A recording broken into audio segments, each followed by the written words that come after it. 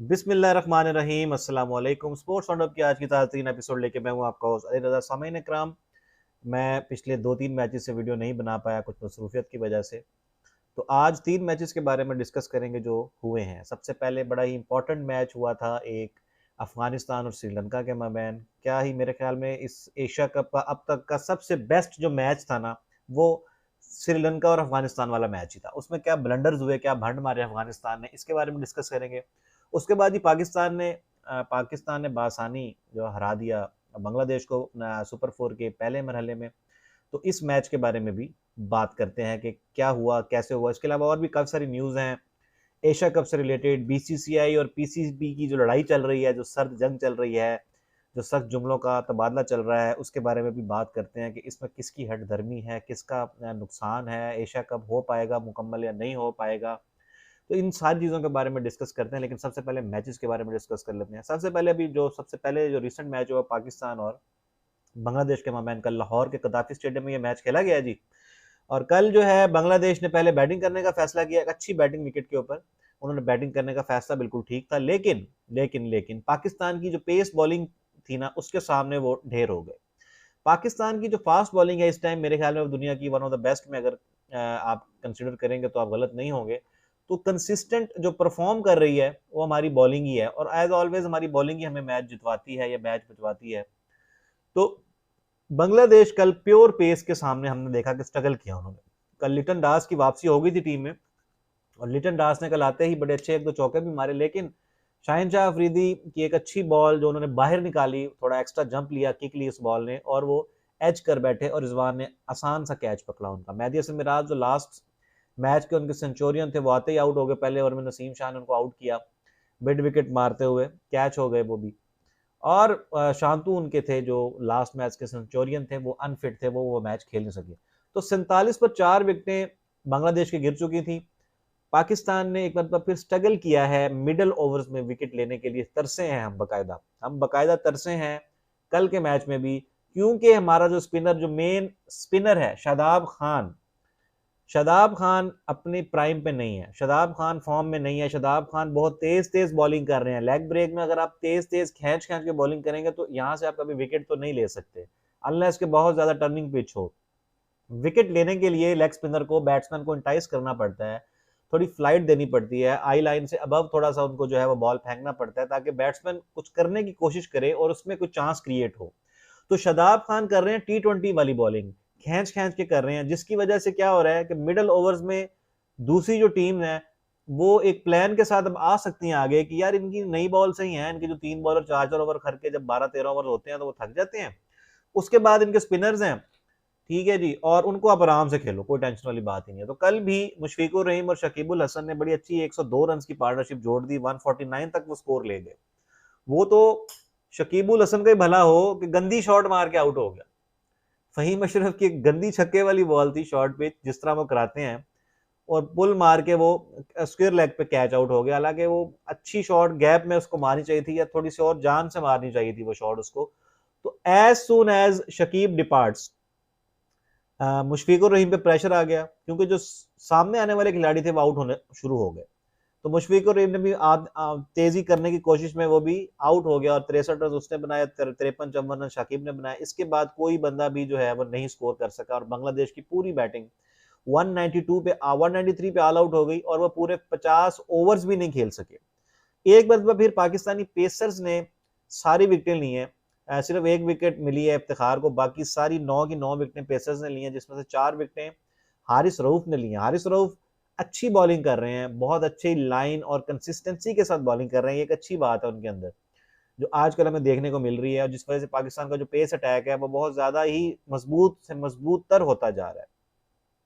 शाहिन शाह अफरीदी ने भी विकेटें ली, नसीम शाह ने भी 3 विकेटें ली एंड में आके। नसीम शाह की फिटनेस के बारे में भी बात करते हैं अभी। तो एक विकेट फहीम अशरफ ने, 9 विकेटें जो थी बांग्लादेश की आउट ऑफ द 10 वो फास्ट बॉलर्स ने ली, और आसान सा टारगेट था 193। सबको पता था कि पाकिस्तान जो है वो इस तरह के टारगेट्स चेस करने को लाइक करता है, और वो हमारे ओपनर्स की जो टेक्निक है, जो उनका वे ऑफ प्ले है, उसको ये चीज सूट करती है कि उनको 200 230 35 का जब टारगेट मिलता है तो वो लंबा खेल सकते हैं और वो अपना टाइम भी ले सकते हैं, और उनको ये सूट करता है। अनफॉर्चुनेटली फ़खर जमान की फॉर्म एक बहुत बड़ा कंसर्न है अभी तक हमारे लिए। फ़खर जमान पिछली कोई 8-10 मैचेस में ओडीआईज अगर आप देखें तो बिल्कुल आउट ऑफ निक है, आउट ऑफ सॉर्ट्स है, उसके पाँव ही नहीं चल रहे, खड़े-खड़े बॉडी से दूर खेल देता है कभी, बहुत ही अजीबो-गरीब फॉर्म में है और ये बहुत ही अलार्मिंग थिंग है क्योंकि world cup is just round the corner और अभी इंडिया वाला मैच भी 10 सितंबर को आने वाला है, हो सकता है कि फाइनल भी आपका हो सकता है 17 को। तो फ़खर ज़मान की फॉर्म एक कंसर्न है, अल्लाह करे वो फॉर्म में आ जाए क्योंकि वो ड्रॉप तो नहीं हो सकता, उसने जाना ही जाना है, उसने खेलना ही खेलना है।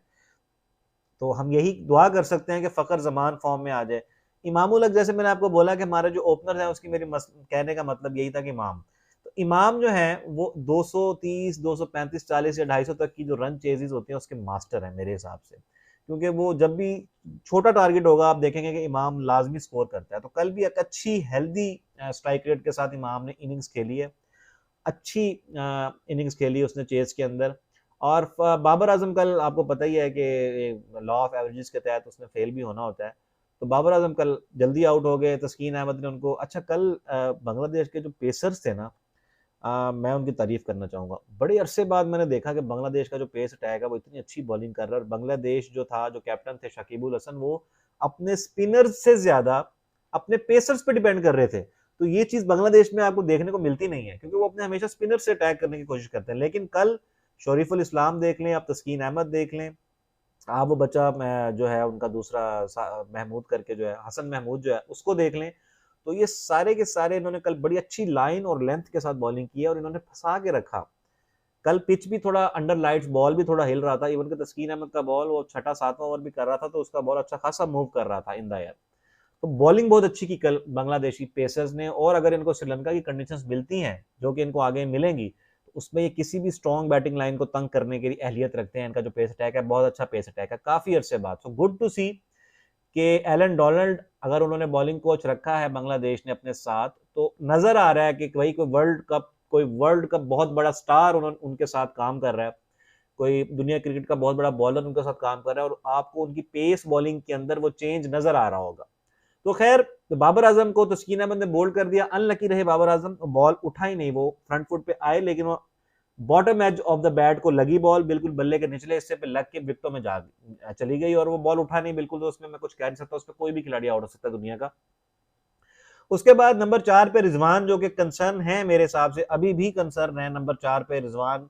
मैं रिजवान से मसला नहीं है लेकिन उनके नंबर पे मुझे मसला है कि नंबर 4 पे क्या वो 100 भी बना देंगे तो मैं फिर भी ये कहूंगा कि क्या मोहम्मद रिजवान सूटेबल है नंबर 4 पोजीशन के लिए? मेरे हिसाब से नहीं है। लेकिन कल रिजवान ने एक अच्छी बारी खेली, इमाम के साथ अच्छी पार्टनरशिप लगाई, इमामुल हक के साथ मिलके और पाकिस्तान को बिल्कुल जीत के करीब पहुंचा दिया।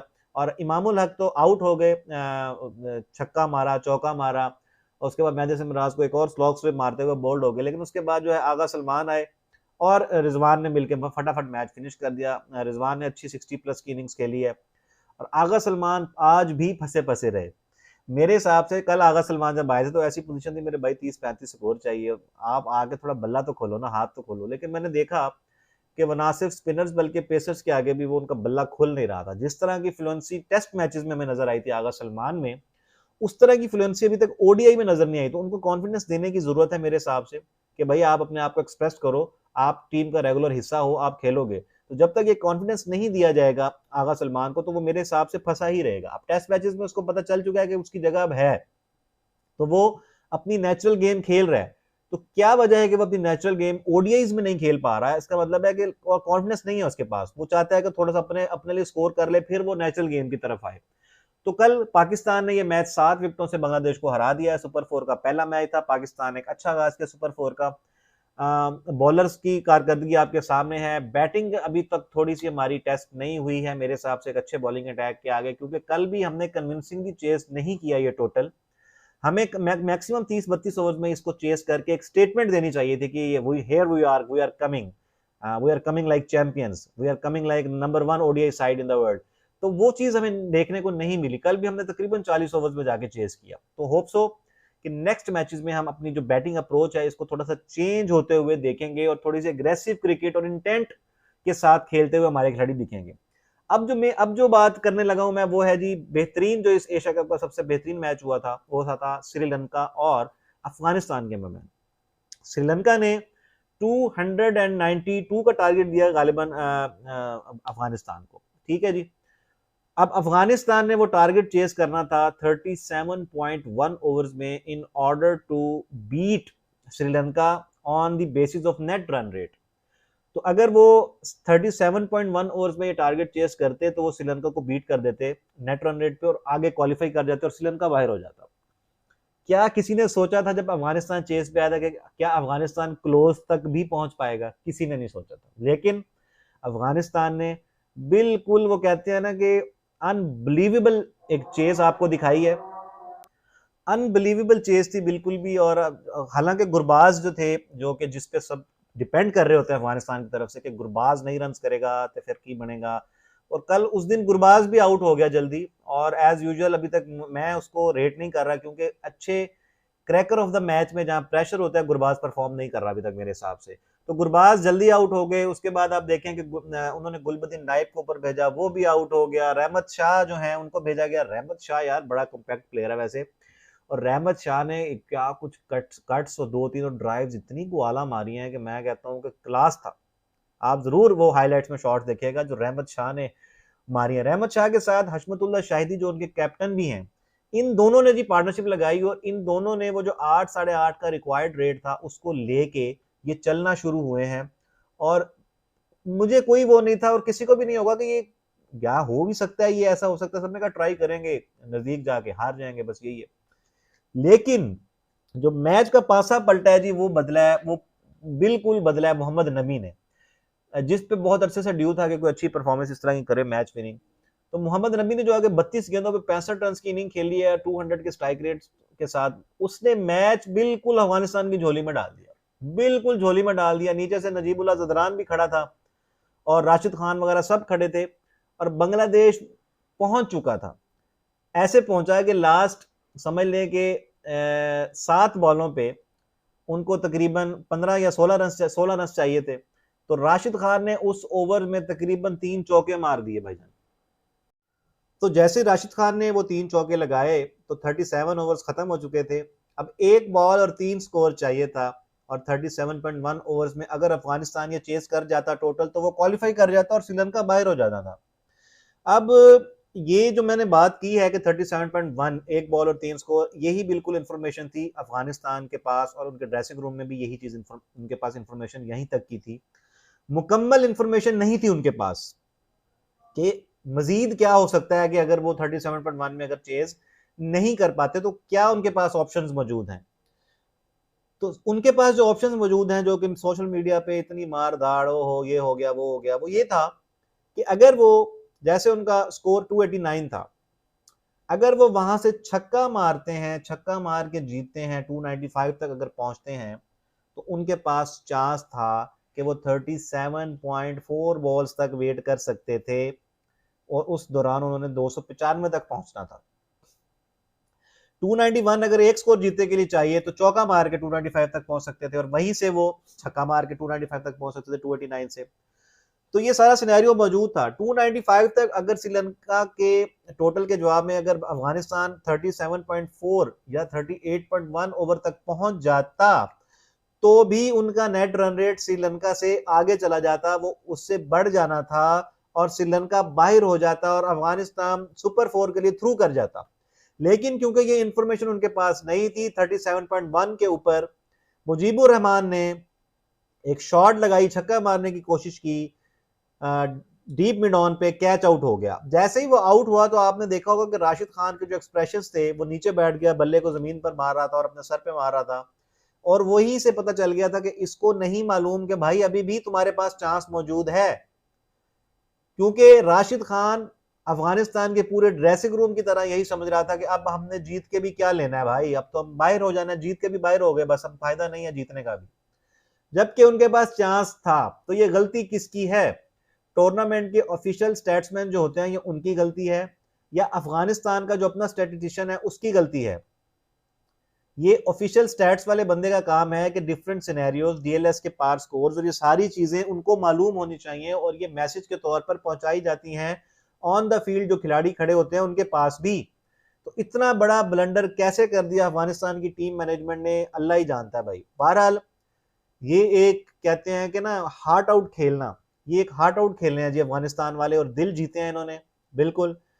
बहुत ही अच्छी क्रिकेट खेली यार, आप 37.4 ओवर्स में 289 तक पहुंचे, हालांकि हार गए मैच भी, वो मुझे समझ आ चुकी है, आपको भी समझ आ चुकी होगी कि वो जानबूझ के वो मैच हार गए, क्योंकि मैच जीत के भी टूर्नामेंट से बाहर होना था, तो उन्होंने सोचा कि क्या फायदा, छोड़ो परे। मतलब ये एक मेच्योर अप्रोच तो नहीं है, मैच उनको जरूर जीतना चाहिए था, ये एक मेच्योर अप्रोच नहीं थी, लेकिन हम अफगानिस्तान और अफगानिस्तान की टीम के साथ ये चीज एसोसिएट कर ही सकते हैं कि थोड़े से वो अल्ट्रा एग्रेसिव हैं, थोड़े से बेवकूफियां वो कर जाते हैं, और एक और बेवकूफी की वजह से वो टूर्नामेंट से भी बाहर हो गए, और श्रीलंका इस तरह थ्रू कर गया है सुपर 4 के लिए।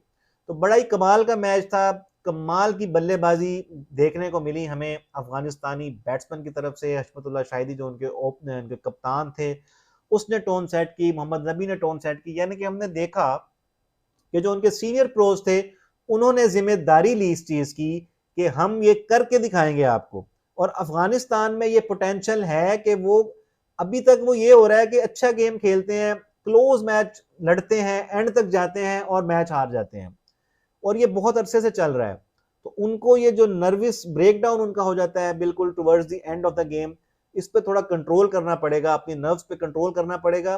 तो यकीनन बांग्लादेश का जो अफगानिस्तान का पोटेंशियल है वो पूरी दुनिया उससे वाकिफ है, उनका जो स्पिनिंग अटैक है वो वर्ल्ड क्लास है, और वो आगे जाके हो सकता है कि 2023 के वर्ल्ड कप के अंदर 50 ओवर का जो इंडिया में होने जा रहा है, इसमें जाके वो अगर 2-3 अपसेट कर दें तो आप लोगों ने हैरान बिल्कुल नहीं होना। तो जी ये दो मैचेस की कहानी थी, पाकिस्तान ने बांग्लादेश को 7 विकेटों से हराया, और अफगानिस्तान जीता हुआ मैच, क्वालिफाई करने वाला मैच, अपनी नादानी की वजह से हार के इस टूर्नामेंट से बाहर हो गया। अब जो पीसीबी और बीसीसीआई और एशियन क्रिकेट काउंसिल की जो छुपन छुपाई चल रही है ना, जो मार धाड़ चल रही है ना, तो उसके बारे में बात करते हैं। जैसा कि आप सबको मालूम है कि इनकी मीटिंग्स चल रही थी कि यार कोलंबो के अंदर मैचेस नहीं हो पाएंगे, वहां पे वेदर फोरकास्ट अच्छी नहीं है, फ्लडिंग है, वहां पे फ्लड्स आए हुए हैं, बारिशें हो रही हैं डेली, तो टूर्नामेंट को हम शिफ्ट क्यों ना कर दें, हम हैबन तोता में कर देते हैं या किसी और ग्राउंड में कर देते हैं। तो इसलिए डिसाइड हुआ कि हैबन टोटा में अब रिमेनिंग टूर्नामेंट होगा, हैबन टोटा में रिमेनिंग टूर्नामेंट होगा, सब कुछ ओके हो गया। एसीसी की ईमेल आती है पीसीबी को कि जी हैबन टोटा में आप टीम भेजें, और इस तरह करके जो रिमेनिंग जो सुपर 4 के मैचेस हैं जी वो हैबन टोटा में होंगे। कहते हैं कि जी 1 घंटे बाद दोबारा मेल आती है, और जिसमें लिखा होता है कि नहीं जी वो हैबन टोटा वाला सही नहीं है मेल, तो अब जो ऑफिशियल जो आपको हम मेल कर रहे हैं वो है कोलंबो की, प्रेमदासा में कोलंबो के अंदर जो है वो सुपर 4 के मैचेस होंगे, और सब इस पे एग्री कर रहे हैं, और सब कुछ ये चल रहा है, और आपने कोलंबो में आना है।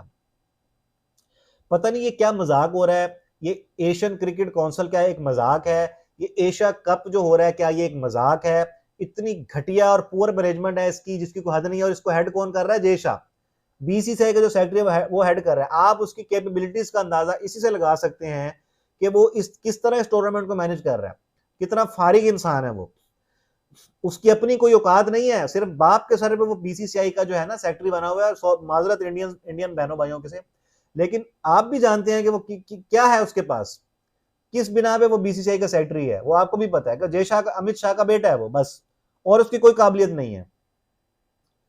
एशियन क्रिकेट काउंसिल का भी वो हेड है, और जिस तरह के ये जो मजाक हो रहे हैं इस एशिया कप के अंदर कि मैचेस इधर होंगे उधर होंगे, ये हो गया वो हो गया, जिस तरह के ये मजाक हो रहे हैं, क्या ये इनको जेब देती हैं इस तरह की हरकतें, कि ये अपने अपने बोर्ड्स के हेड भी हैं, एशियन क्रिकेट काउंसिल को भी चला रहे हैं, और ये टूर्नामेंट हो रहा है, ये हो रहा है जी कि कोलंबो में जाएं, बारिश में खेलें, मैचेस ही नहीं होने। मैं तो आपको ये बता रहा हूँ अभी भी कि जितनी गंदी फोरकास्ट है ना कोलंबो की, वहां पे मैच पूरे नहीं होंगे, हाँ मैच शुरू होंगे, स्टॉप स्टार्ट होगा, लेकिन खत्म हो जाएगा, मैच नहीं हो पाना, आप भूल जाएं, 10 सितंबर को भी भूल जाएं कि 85% वहां पे रेन की प्रिडिक्शन है कि मैच हो जाएगा, नहीं होने वाला मैच अब कोई, सिर्फ एक बंदे की हटधर्मी की वजह से जिसका नाम जय शाह है, ठीक है, और बांदर हाथ बंदूक आई हुई है, बेसिकली वो कहता है कि मैं ते पूरे जंगल उड़ा देगा कौन, ठीक है ना, ये वही हिसाब है कि बड़े बड़े ओहदों पे जब इस तरह के छोटे छोटे लोग बैठते हैं तो इसी तरह के डिसीजंस आप एक्सपेक्ट कर सकते हैं उनसे।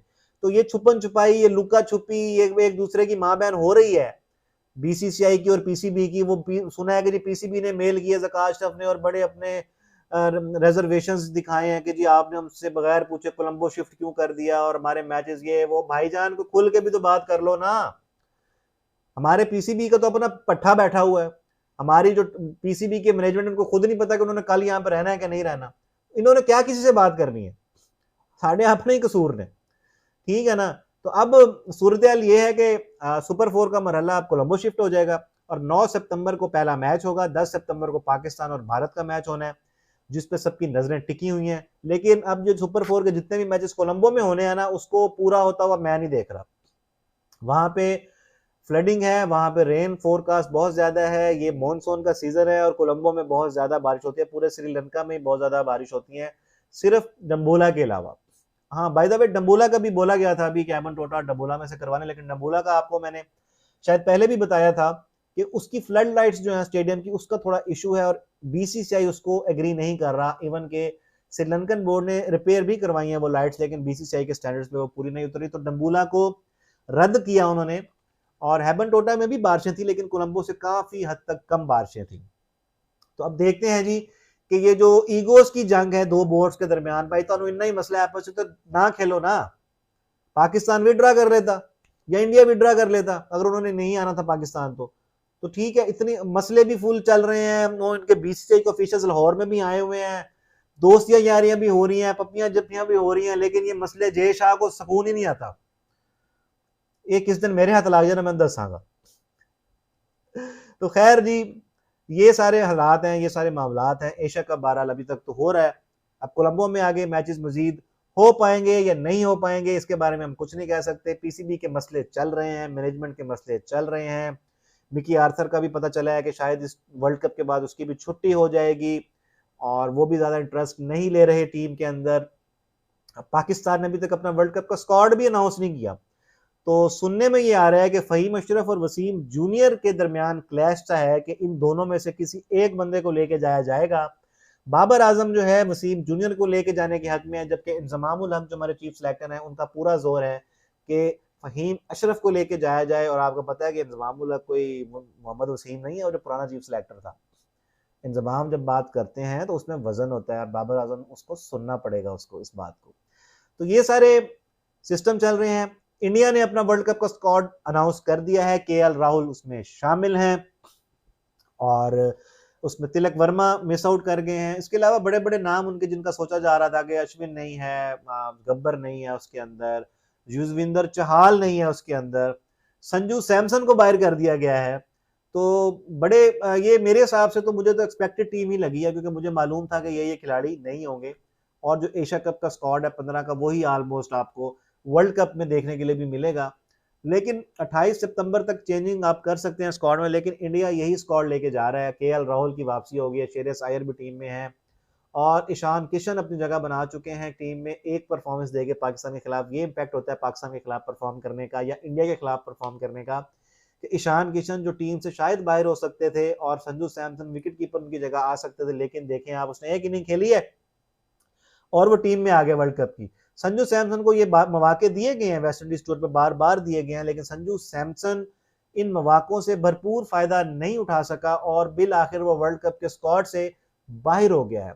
इंडिया की वर्ल्ड कप की टीम अच्छी है, पेस अटैक भी अच्छा है, सिर्फ ये है कि अभी बुमराह के पास वो गेम टाइम नहीं है। सिराज भी थोड़ा सा रेस्ट के बाद आ रहे हैं, शामी भी थोड़ा रेस्ट के बाद आ रहे हैं। तो एशिया कप में अगर ये इनको मैचेस मिलते तो इनका भी फायदा था। अगर इनको पूरा गेम टाइम मिलता, अगर ये बारिश वाले वेन्यू सेलेक्ट ना करता इनका जो जय शाह है, तो इनको इनकी टीम को भी फायदा होना था, इनके बॉलर्स को भी गेम टाइम मिलता। आपने देखा होगा कि नेपाल के अगेंस्ट रस्टी लगे, इवन के सिराज भी रस्टी लगा बॉलिंग में। तो इनको भी, इनके बॉलर्स को भी, इनके बैट्समैन को भी गेम टाइम चाहिए। तो इसलिए इनको सोचना चाहिए था कि हम डम्बोला में या हैमन टोटा में मैचेस करवा दें। लेकिन भाईजान जब ईगोस की बात होती है ना, तो फिर असि चीते आ गए साउथ एशिया के लोग, सीधे अपनी ईगो की खातिर बहुत कुछ आप कहते हैं ना कि वो अपने एक पाव गोश्त के लिए पूरा बकरा कटवा देते हैं। ये हमारी नेचर है एशियंस की, ठीक है जी। तो इंशाल्लाह देखते हैं क्या होता है। Hope for the best, hope for the positive for Asia cup के मैचेस हो जाएं यार, हम भी कुछ क्रिकेट देख लें, कि पाकिस्तान इंडिया का पूरा मैच हम भी देख लें। बेशक इंडिया जीते, बेशक पाकिस्तान जीते, लेकिन वो मैच तो कराओ ना जालमो। तो ये थी मेरी आज की वीडियो। उम्मीद करता हूँ मेरी आज की वीडियो आपको पसंद आई होगी। इंशाल्लाह अब मिलेंगे आपसे अगली वीडियो में कुछ न्यू न्यूज गैदर करके, कुछ हॉट गॉसिप्स गैदर करके आपकी खिदमत में मैं हाजिर हो जाऊंगा। I am signing off, Ali Raza your host. Allah Hafiz.